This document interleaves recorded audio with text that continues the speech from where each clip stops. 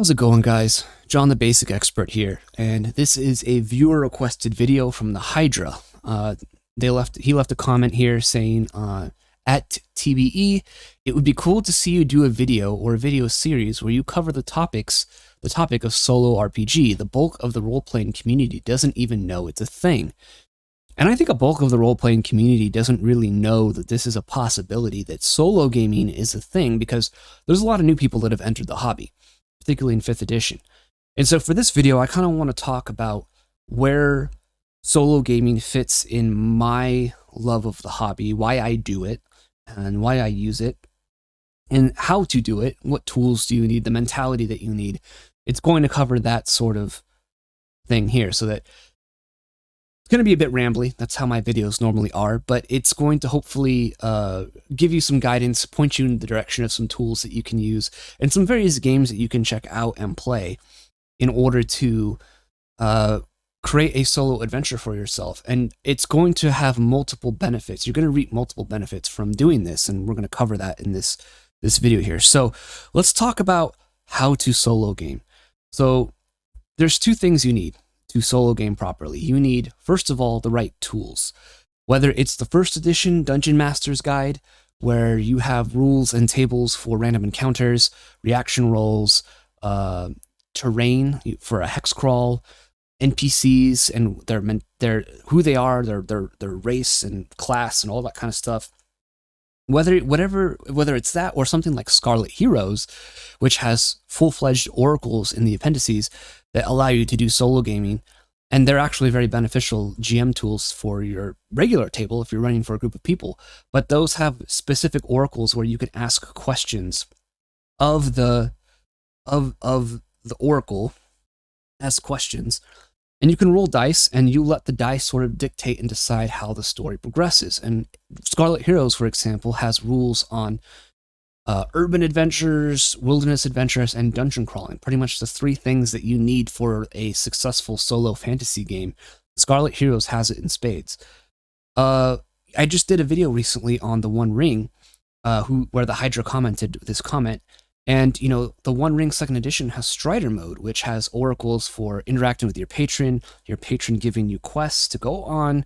You have oracles for like yes, no, or maybe questions, how likely it is, you know. You have oracles for determining what an area would be like, if it's cursed, if it's blighted, NPCs that you encounter, and just general scenarios within the One Ring Strider mode. It's a it's not quite as in-depth as, let's say, Scarlet Heroes or some other solo mode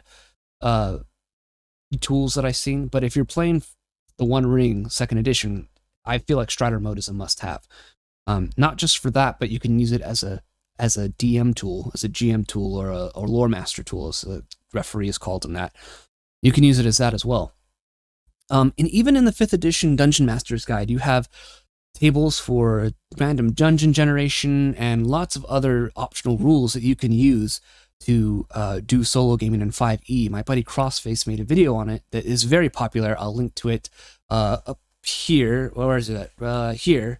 It'll be up here, where I'll link to his video, and you can watch his 5e solo gaming video. So you need to have the right tools, and there are plenty of tools out there to do this. Generally, I think you're going to have an easier time with more old school rules, because old school is generally more focused on a more sandbox procedural gameplay rather than what we see in this narrative gameplay that's very popular. And that brings me to the second point. You need to have the right mindset for this. And I think that mindset is that of anything goes, I'm going to roll the dice and react to it.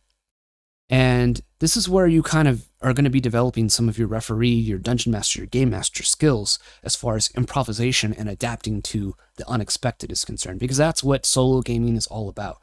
You have a character and you're like, I want to go into the dungeon. Roll the dice. What's in the dungeon? Oh crap, those are a bunch of things that I didn't expect in there. Now I have to adjudicate it as I GM myself. What happens? Okay, I resolve that. I move a little further. What happens next? Roll the dice, consult the tables, whatever it is that you're using as your solo gaming tool, and you're like, oh, I have to react and adapt to this now too. So you have to go in with that mindset that the story is not something, you can't go in with this preconceived story. You're gonna take if you're going to GM yourself and you're used to the narrative gameplay, this narrative story-based gameplay, you're going to have to probably get that out of your mind and get rid of it. And you're going to have to go in with a more emergent story mindset where I'm going to have my character do things and then unexpected things are going to happen and I'm going to have to react to that. So you're learning how to be a good player, I think, when you solo game, but you're also learning how to be a good GM and learning how to react to players and the unexpected things that those players do, because you're kind of doing it back and forth. You're taking on the role of the player. You are reacting to the things that you rolled on the table that's helping you GM yourself. And then you sort of have to make sense of it, because the tables, for instance, in Scarlet Heroes are kind of generic. So if you've watched my Scarlet Heroes video or you've watched my One Ring video, you'll see that like I roll and it gives you words or descriptions and you kind of have to construct a narrative from there. And then that's what you're doing as the game master. Then you move into your player mindset and you're like, well, how would my player respond to that? How would my character respond to that? Then you do that, adjudicate that, make more rolls, and you're just going back and forth between those two sort of player character reacting to the actions of the dice. And when you react to the dice, you're sort of trying to create a coherent story out of what the dice produce, because the tables are very generic. Of course, you could try and be, I think, a little unimaginative and just respond to the tables as they are, but I think you're going to get more out of solo gaming if you actually really try and make sense of the things that you roll on these random tables that you're using to GM yourself.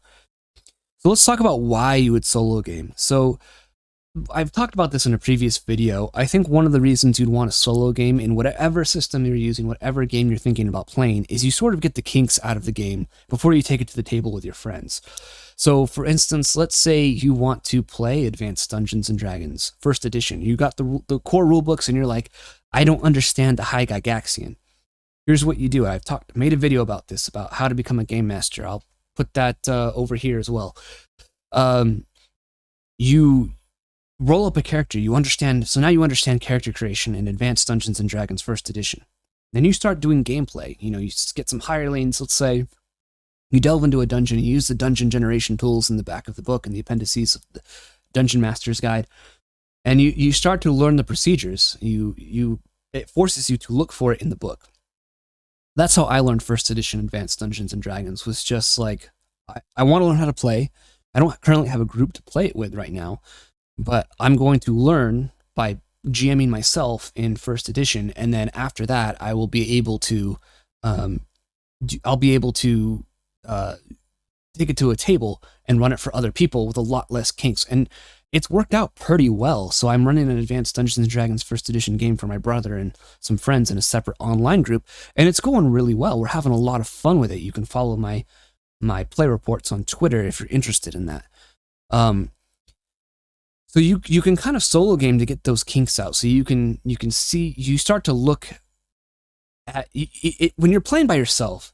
You know, you're slowing up your own game when you're like, what's that rule? I have my Atomic Punk book here. What's that rule again? I gotta look it up. Okay, it's that one. Okay, I know what that rule is now.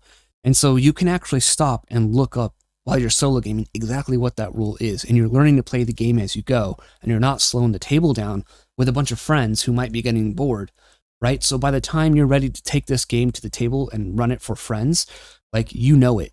You've mastered the system already because you've already GM'd yourself in it. So that for me is one of the biggest things, is if you're trying to learn a system, solo gaming in that system is often one of the best ways to figure out how that game works, get all the kinks out, understand how the game works, and get it ready for table play with your friends. So getting the kinks out, ironing out the details, learning the system, and mastering it is maybe one of the most important things that you can use solo gaming for. The other thing, and I've talked about this as well, is for world building. So I like to use Scarlet Heroes or 1st edition Dungeons & Dragons to sort of go hex by hex and build a map. I talked about this with the Hex 23 thing, which I've been very bad at keeping up on.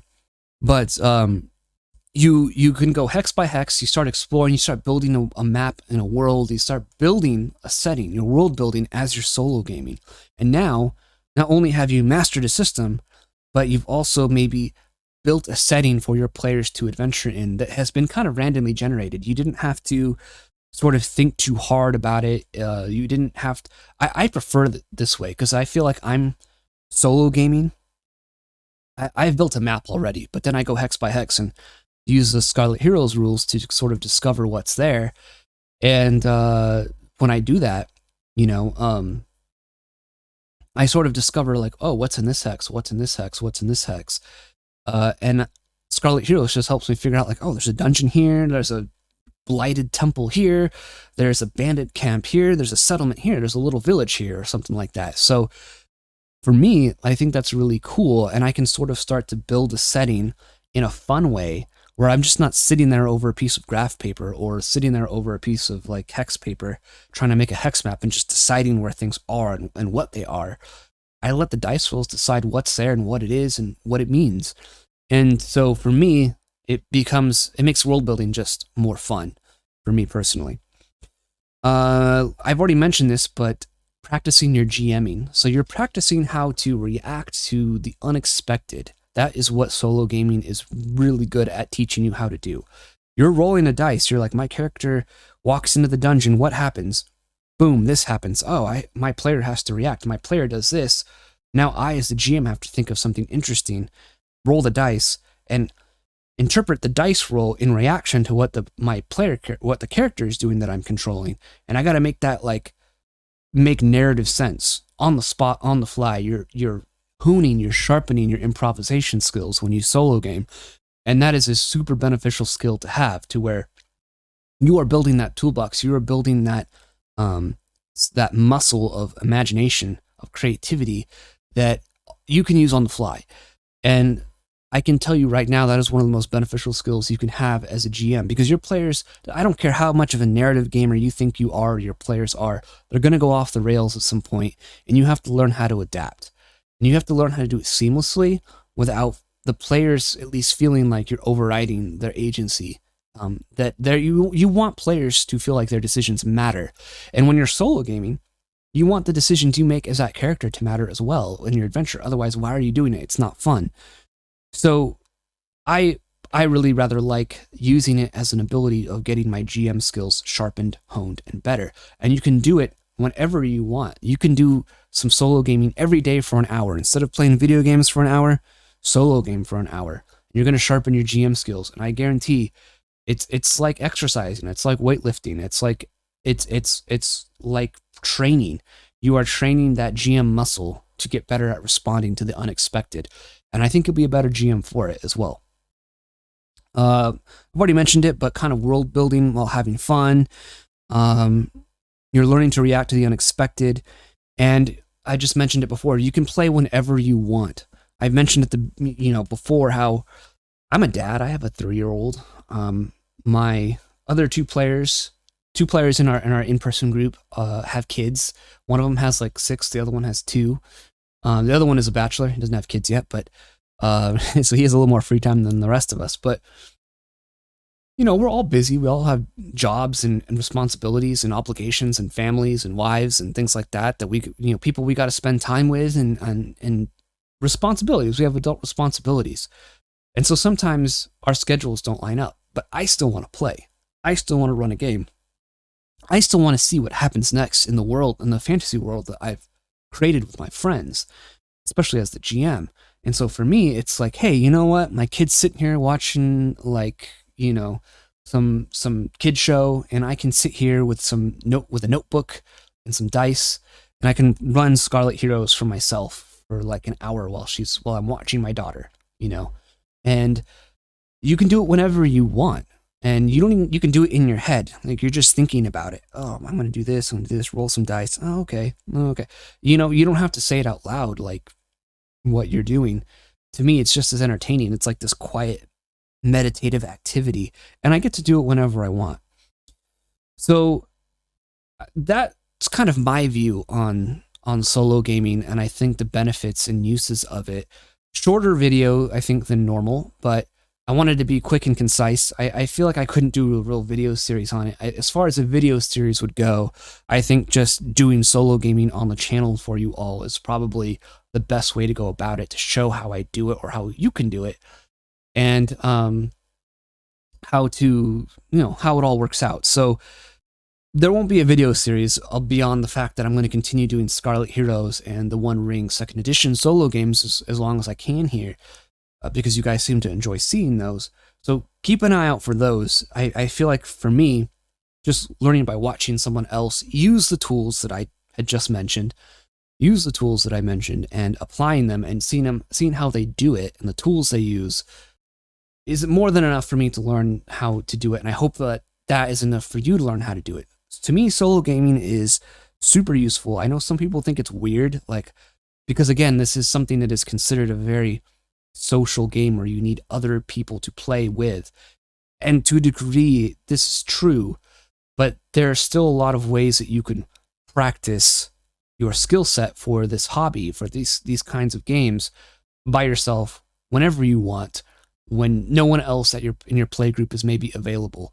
So that's going to be it for this video, guys. I hope that it was interesting and helpful. I've pointed you in some directions, giving you some motivation to try solo gaming yourself.